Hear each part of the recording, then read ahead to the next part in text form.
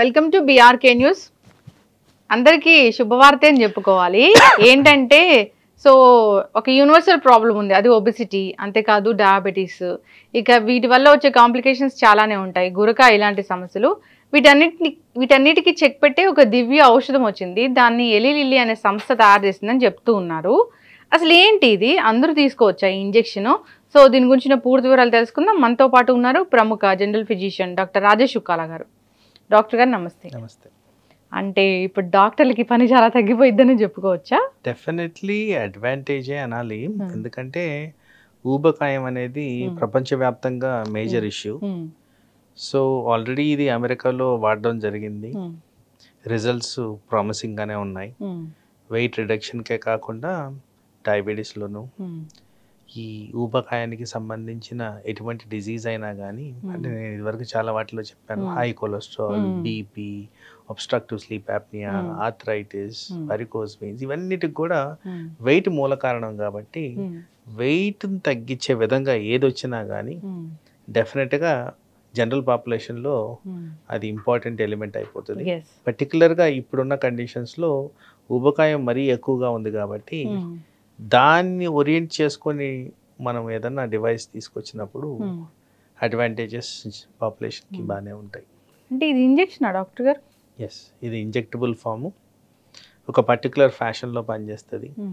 ఆకలి తగ్గడము, క్యాలరీస్ ఎక్కువగా బాడీలో అసిమిలేట్ కాకపోవడము, అలాగే వెయిట్ రిడక్షన్ని అయ్యే విధంగా చేస్తుంది. కొన్ని కెమికల్ ఫార్ములేషన్స్లో ఈ కాంబినేషన్ పనిచేయడం జరుగుతుంది.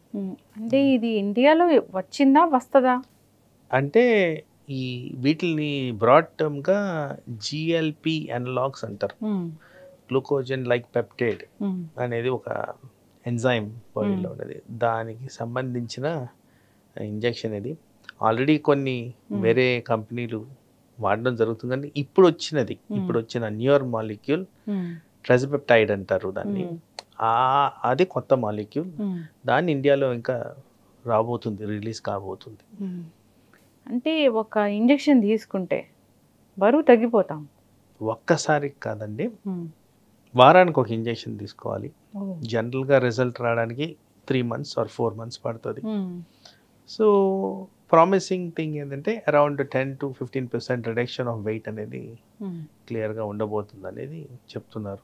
హౌ మన ఇండియన్ సబ్సెట్ ఆఫ్ పాపులేషన్లో ఎలా ఉండబోతుంది వాడిన తర్వాతే చెప్పాలి. ఆల్రెడీ సైంటిఫిక్ డేటా ప్రకారం చూస్తే మాత్రం సిగ్నిఫికెంట్ రెస్పాన్స్ ఉంది in terms of weight reduction. 10 to 15%. 10 to 15%. Okay, మరి డయాబెటీస్? సో ఈ బేసిక్ నేను చెప్పిన జిఎల్పి అనలాగ్ అనేది డయాబెటీస్ని ప్రివెంట్ చేసే విధంగానే చేస్తుంది. కాకపోతే దీంట్లో ఉన్నది ఏంటంటే ఇంకొక మాలిక్యూల్, అంటే ఇంకొక ఎంజైమ్ని కూడా ఇది ఇన్హిబిట్ చేస్తుంది, జిఐపి అనే దాని మీద. సో దాని కారణంగా డయాబెటీసే కాకుండా వెయిట్ని కూడా బాగా కంట్రోల్ చేయడం అనేది జరుగుద్ది. సో 2 విధాలా పనిచేస్తుంది. ఒకటి, మనం కాన్సెప్చువలైజేషన్ చేయాలంటే ఈ డయాబెటీస్కి మూల కారణం ఏంటంటే ఊబకాయం. సో అందరికీ తెలిసిన విషయం, టైప్ 2 డయాబెటీస్లో ఇన్సులిన్ రెసిస్టెన్స్ అనేది ఉంటుంది. సో ఇన్సులిన్ ఉన్నా కానీ అది చేసే పని సరిగ్గా పని చేయట్లేదు, ఆర్ బాడీ సరిగ్గా రెస్పాన్స్ కావట్లేదని.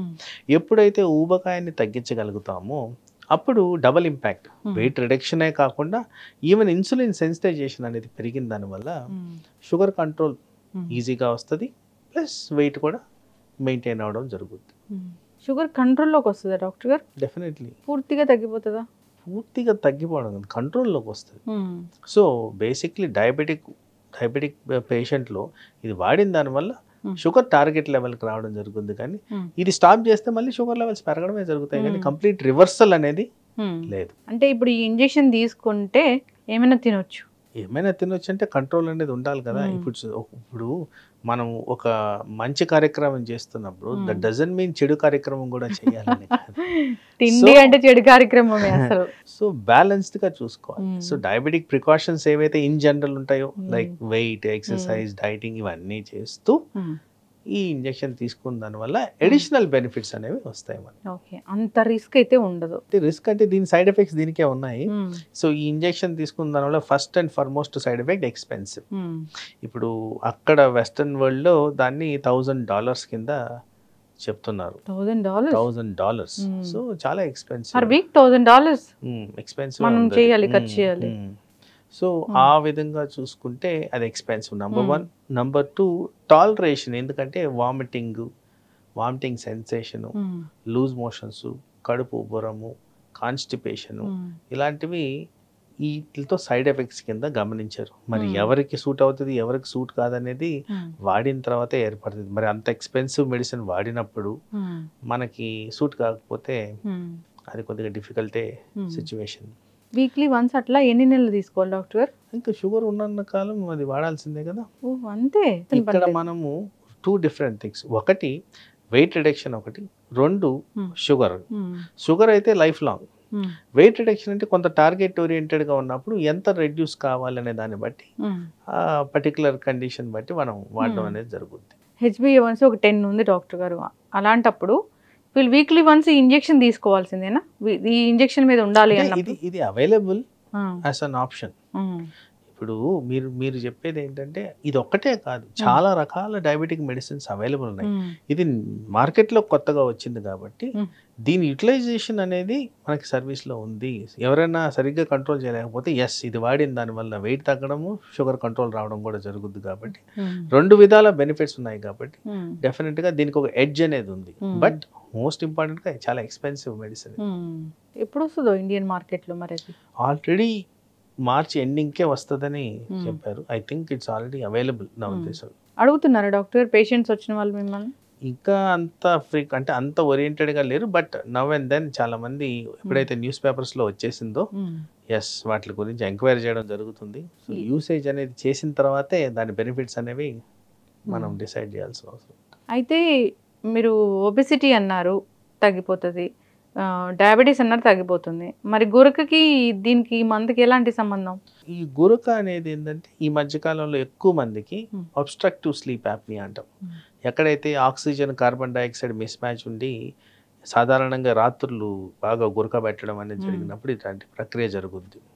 సో ఎప్పుడైతే వెయిట్ తగ్గుద్దో ఆ వెయిట్ కారణంగా తగ్గేది ఏంటి? ఫ్యాట్.